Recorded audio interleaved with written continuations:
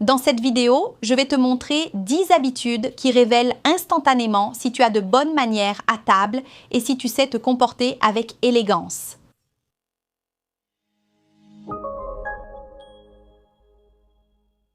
Bonjour, ça va? Je suis Juliana Santiago, professeure spécialisée en étiquette.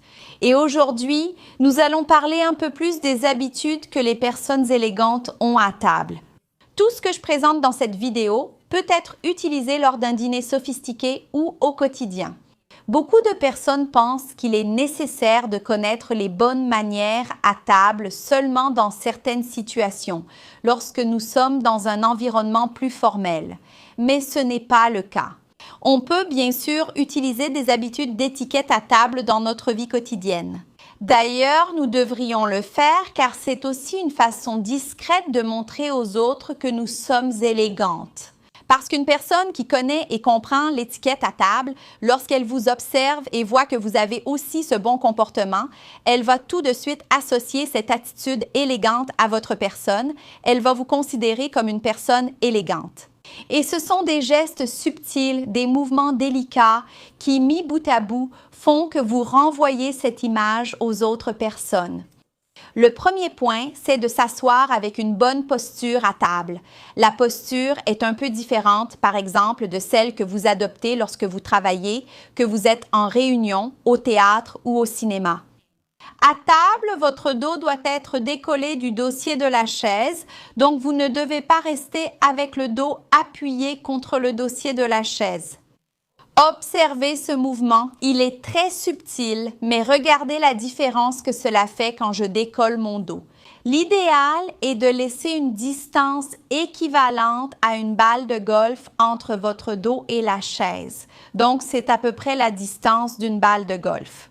Pour garder une posture alignée, lorsque vous maintenez une bonne posture, non seulement vous pouvez mieux manger, car vous manipulez mieux les objets sur la table, mais vous montrez aussi plus de respect, plus d'intérêt à participer à ce moment et bien sûr, vous dégagez plus de confiance et de présence. Le deuxième point est d'attendre que tout le monde soit servi avant de commencer le repas.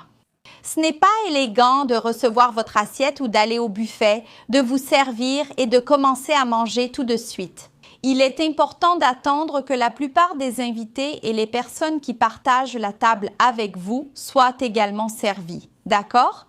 Bien sûr, il y a des situations où vous finirez par manger. Par exemple, avant, vous avez reçu votre assiette et une autre personne qui partageait la table avec vous. La cuisine de ce restaurant s'est trompée dans sa commande, tout est arrivé de travers, parfois le plat n'est même pas venu comme elle le voulait et il a fallu le renvoyer. Donc, vous allez finir par manger en commençant votre repas de façon isolée, mais en règle générale, il est intéressant d'attendre que tout le monde soit servi pour ensuite commencer le repas. Cela peut sembler quelque chose de très simple et anodin à faire, mais c'est un détail. Cela montre beaucoup d'empathie, beaucoup de respect envers les autres et exprime, même de manière silencieuse, votre attention envers l'autre. C'est un détail, mais il fait vraiment la différence. Un autre détail aussi qui est très subtil, mais qui est extrêmement important. Parler la bouche pleine. Moi, en tout cas, j'espère que toi, un adulte qui me suit ici sur la chaîne, tu ne parles pas la bouche pleine, surtout pendant que tu manges. Donc, ce n'est pas intéressant d'être là en train de manger et de parler la bouche pleine. Ce n'est pas agréable, les autres personnes se sentent mal à l'aise. Moi, en particulier, j'ai une anecdote comme ça, très personnelle à ce sujet. À l'époque, je n'étais même pas mariée et je ne travaillais même pas avec l'étiquette. Mais j'ai accompagné mon mari à une réunion de son travail. Et oh là là, il y avait une personne en particulier qui parlait tout le temps et la nourriture restait dans sa bouche. Et vraiment, on pouvait voir la nourriture et ce n'était pas une personne avec un besoin particulier, un enfant ou quelqu'un avec une difficulté. C'était une personne qui, à l'époque, avait à peu près mon âge et j'avoue que j'ai été un peu effrayée parce que j'ai trouvé ce comportement étrange. Voilà. Après avoir commencé à travailler avec l'étiquette, j'ai réalisé que cette erreur est beaucoup plus courante qu'on ne le pense et les gens font souvent ce genre d'erreur. Qu'est-ce que vous devez observer? Si vous avez déjà cette habitude, il est intéressant de recalculer la trajectoire et de ne pas appliquer cela dans notre quotidien. Car comme je l'ai dit, dans notre quotidien, nous pouvons travailler les bonnes habitudes et les bonnes pratiques. Et lorsque nous sommes dans une situation plus formelle, professionnelle ou dans un environnement plus sophistiqué, le fait que cela fasse déjà partie de notre quotidien rend les choses plus naturelles pour nous. Parce que si vous attendez d'avoir de bonnes manières à table seulement lorsque vous allez à une fête ou dans un restaurant particulier, cela ne fonctionnera pas. Parce que vous n'arriverez pas à appliquer ces règles à ce moment précis, car vous êtes déjà habitué à toujours faire les mêmes gestes et à avoir le même comportement. Savoir utiliser la serviette est un autre geste, également subtil, mais qui distingue beaucoup les personnes qui comprennent le comportement à table de celles qui ne le comprennent pas. La serviette, en particulier la serviette en tissu, peut toujours être placée à gauche ou sur les assiettes. Ici, elle est placée à gauche et accompagnée d'un rond de serviette. Il se peut qu'il n'y ait pas de rond de serviette et ce n'est pas un problème, rond de serviette. Aujourd'hui, c'est avant tout esthétique, même lors d'occasions formelles, on en voit rarement. L'utilisation du rond de serviette, vous allez donc le retirer, le poser ici. Selon la situation, il se peut que le serveur ou l'hôtesse retire ce rond de serviette et vous allez poser la serviette sur vos genoux. Vous pouvez la laisser ouverte ou la plier en deux. Cela dépend de votre préférence. Ce n'est qu'à la fin du repas, une parenthèse importante ici, que vous remettrez votre serviette sur la table pendant le repas. Elle doit toujours rester sur vos genoux et vous l'utiliserez pour vous essuyer. Ah, et un détail important, c'est une erreur que j'ai vue chez beaucoup de personnes, c'est de s'essuyer la bouche trop fort avec la serviette. Ce n'est pas élégant, ce n'est pas correct, ni pour les hommes, ni pour les femmes. L'idéal, c'est d'utiliser la serviette et de s'essuyer la bouche en tapotant légèrement, de façon subtile et délicate.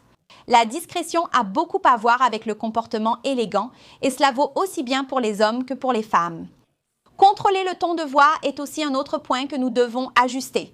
Lorsque nous sommes à table, il n'est pas approprié de parler trop fort ni de parler trop bas.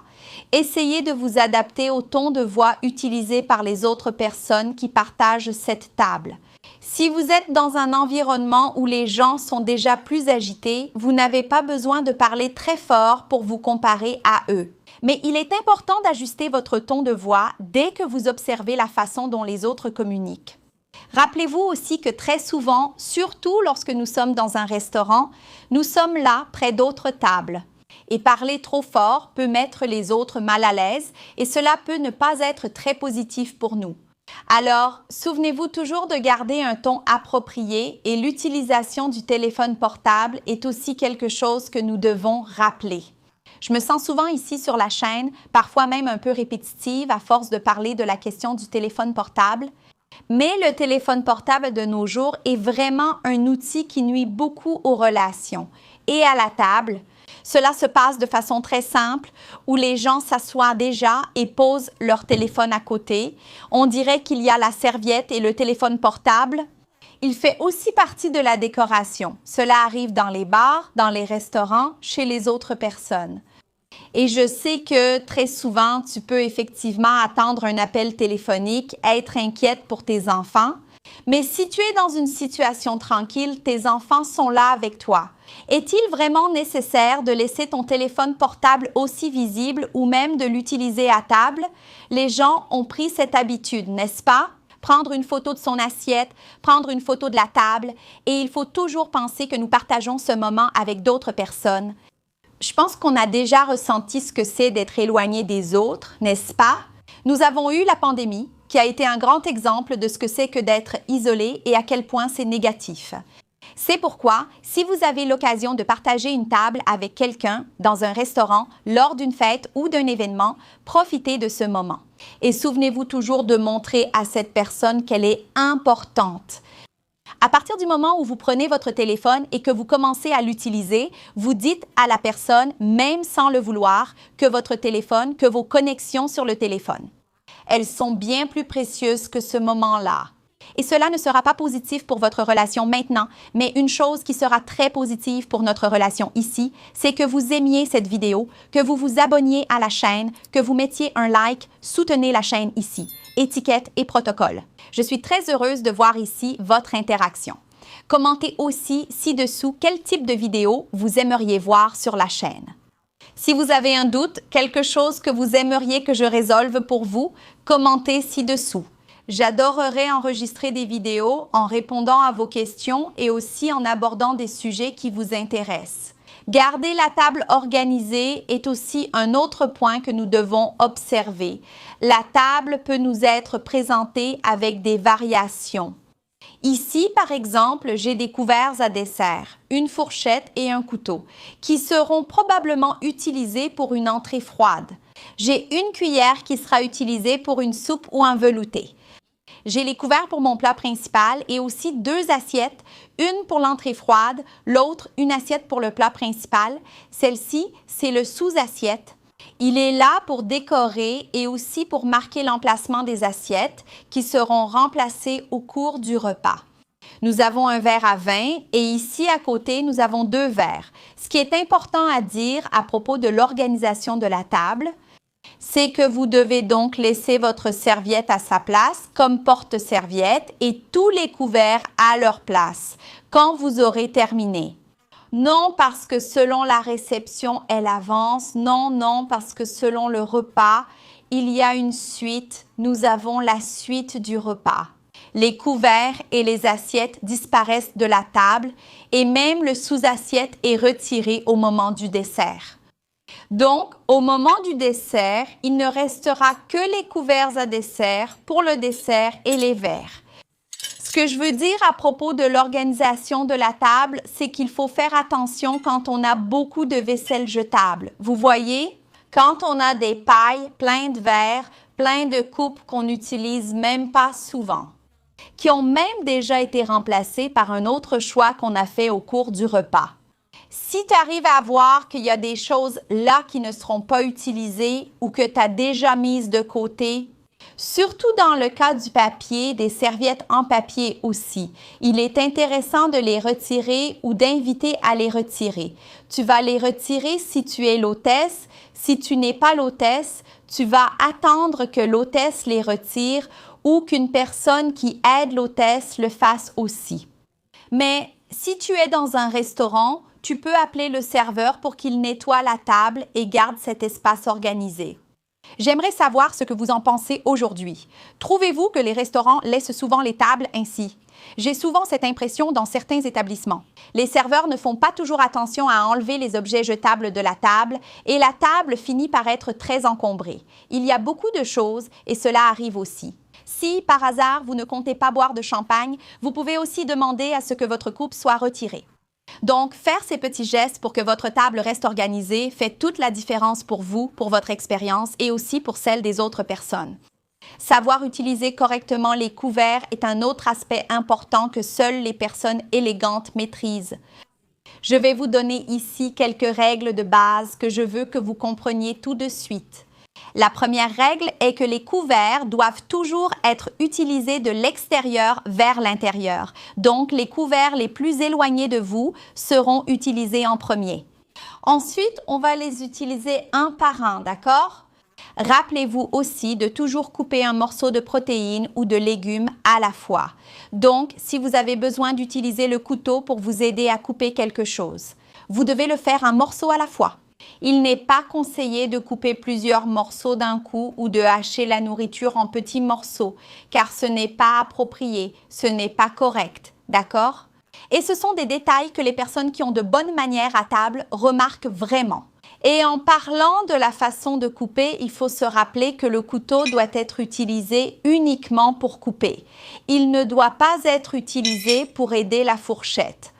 Les gens pensent qu'on peut faire ces petits tas, ces mouvements, mais ce n'est pas approprié, ce n'est pas une bonne habitude à table.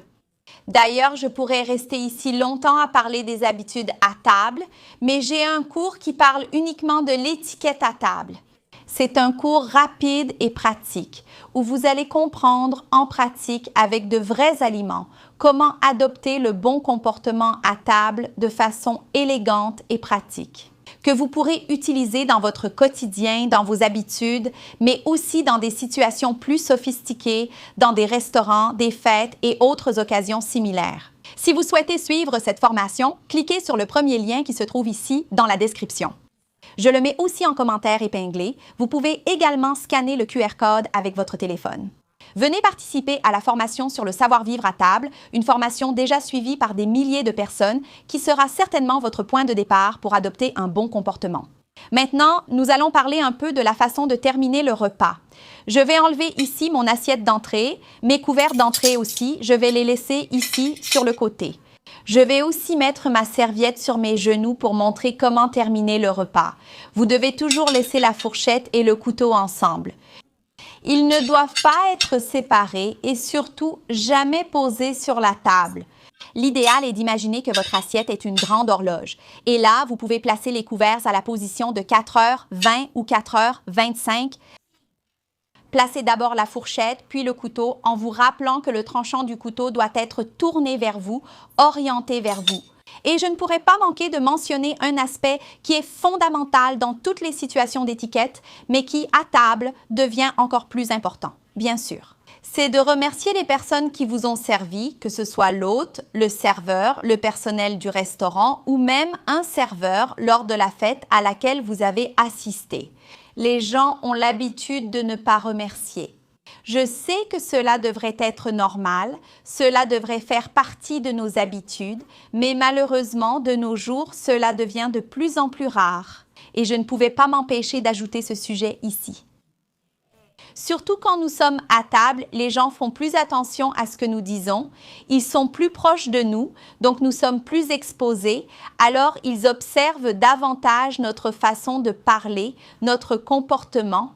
Et alors, si tu ne remercies pas les personnes qui t'ont aidé à ce moment-là, cela donne une très mauvaise image de toi, c'est très mal vu. Tu donnes l'image d'une personne arrogante, d'une personne qui se croit supérieure et cela n'est pas valorisé de nos jours. Je sais que pour certaines personnes, avoir cette image, cette construction d'image peut apporter quelque chose de positif.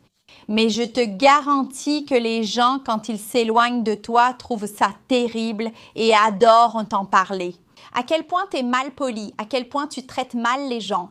Même un serveur ou une personne qui a travaillé là pour que tu aies une bonne expérience à table, alors remercie toujours. Je trouve ça drôle, ces attitudes qui peuvent vraiment faire qu'une personne soit considérée comme gênante.